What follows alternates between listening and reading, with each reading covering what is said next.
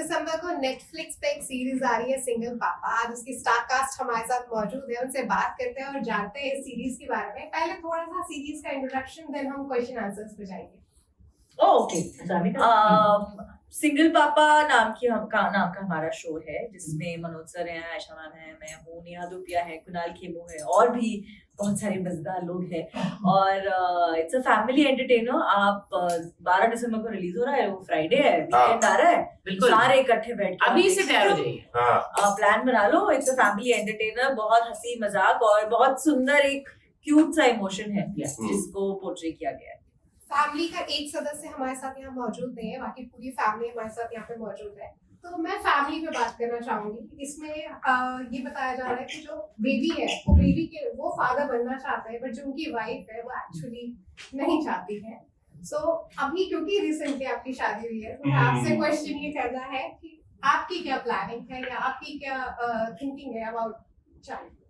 मेरी थिंकिंग ये है कि I think it's very fair कि कुणाल के कैरेक्टर जो है गौरव गहलोत, उनका मन है, क्योंकि वो ये कहते हैं कि माँ की ममता होती है, बाप की भी तो बापता हो सकती है भाई, उसको क्यों हम इग्नोर कर रहे हैं। और जो उनकी वाइफ का कैरेक्टर है that's played by Isha, she is very clear, पर मुझे नहीं चाहिए। एंड दोनों अपनी जगह सही हैं, दोनों की अपनी चॉइस है। तो I think a child should always be born or adopted into a house that is ready for it, into a marriage or into a partnership or to a set of parents who want it for themselves as much as for the child, more than anything else.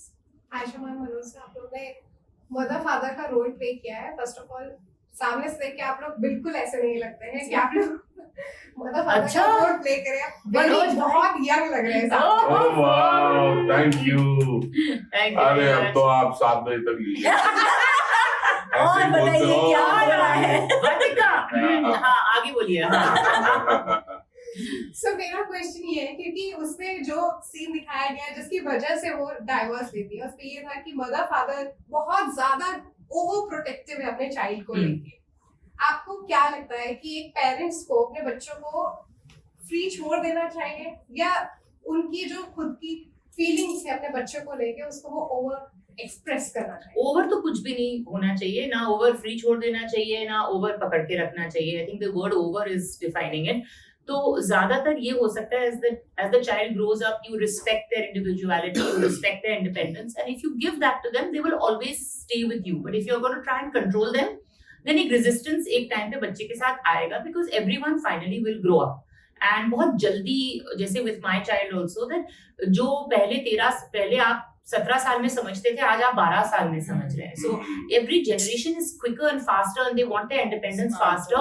And as a mother, it is difficult. I mean, if I see my child getting independent, मुझे भी लगता है नहीं तुम time पे घर आया करो, नहीं इतने देर से मत बाहर जाया करो, तुम्हें कुछ हो जाएगा। But I'm like, नहीं, I can't raise him in fear.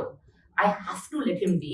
At the same time, as a mother, I have to look after his welfare. So it's a bit of a mix. It's a tango.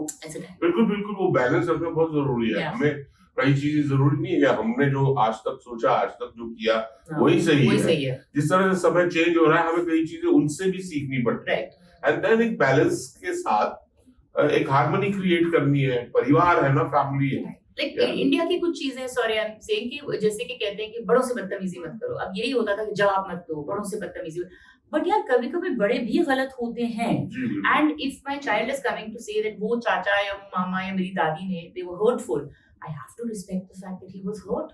I can't justify somebody's behavior just because they're older. Yes, we teach our children to be civil or maybe not hurt someone's sentiments and be respectful, but you can't deny that they felt bad about something. And then you help them find a solution to that. But first you tell them कि yes, I understand that was not right. Not कि अच्छा दादी ने कह दिया या मामू ने कह दिया या छोड़ो ना, वो तो बड़े हैं, हम बुरा नहीं मानते. So this is the changing, type, I feel.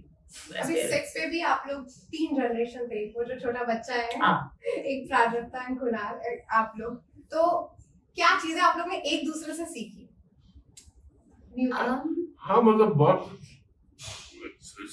सीखना चाहिए ही। हर जगह पे हर तरह के लोग, बहुत तरह के, जितने तरह के लोग मिलते हैं यंग हैं, हमारी सेम उम्र के हैं, कुछ बड़े हैं, तो आपके आंख और नाक और कान खुले रहने चाहिए हमेशा इस बात के लिए कि अगर कोई छोटा बच्चा भी कोई बात कह रहा है और उसके अंदर कुछ ऐसी चीज है तो उसको स्वीकारने में ईगो नहीं आना चाहिए कि भाई ये मेरे को क्या सिखाएगा, ये कल की आई छोकरी यूट्यूब की इन्फ्लुएंसर मुझे एक्टिंग से नहीं, बहुत कुछ सिखाएगी भाई, क्योंकि वो पैदा हुई है। आप जब पैदा हुए थे आपको अपना अंगूठा चूसने से फुर्सत 20-21 साल की उम्र में हम लोग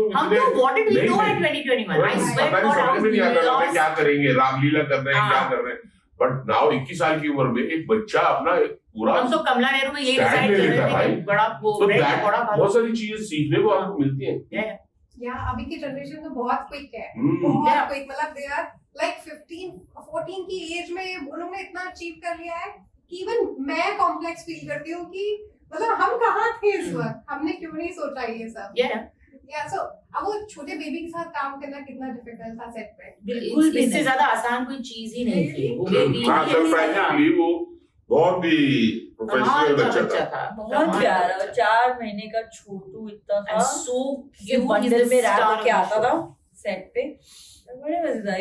And if anybody should watch the show, it is for the relationship between Kunal and that baby. And how it was beautiful to watch when we were. I'm really not झूठ नहीं बोल रही हूँ just because I'm in a promotion. I swear, जब हम कुणाल को और उस बच्चे को देखते थे, हमको लगता था यार ये कुछ मैजिक ऑलरेडी है। तो I 100% know कि ये चीज ऑडियंस बहुत शौक से देखेगी कि कितनी खूबसूरत रिलेशनशिप थी between that baby and Kunal. It was beautiful. मैंने 3 episodes देखे हैं and I can feel. Yeah. You will feel it. There's no doubt. You can't not feel it. Yeah. So one word for the whole star cast. Okay, आपसे start करिए.